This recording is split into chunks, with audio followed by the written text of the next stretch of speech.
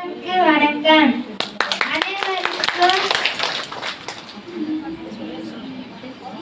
அனைவருக்கும் என் முத்தான வணக்கத்தை நான் தெரிவித்துக் கொள்கிறேன்.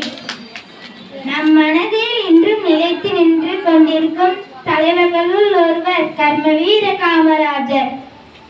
காமராஜர் விருதுநகரில் 1903ஆம் ஆண்டு ஜூலை 15ஆம் தேதி பிறந்தார்.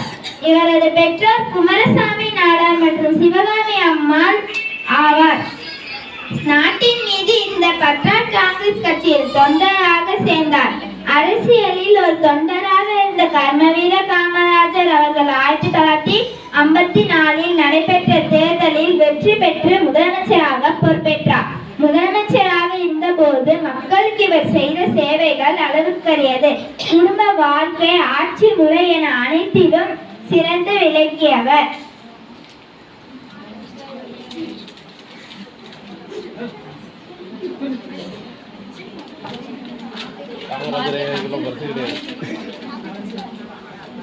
அரசியல் மூலம் மிக உயர்ந்த இடத்திற்கு போனாலும் தனது வாழ்நாள் முழுவதும் எளிமையாக வாழ்ந்தவர். தன்னலம் கருதாமல் பிற நலம் கருதி வாழ்ந்த தியாக செம்மாள் பெருந்தலைவர் காமராஜர் ஆவார்.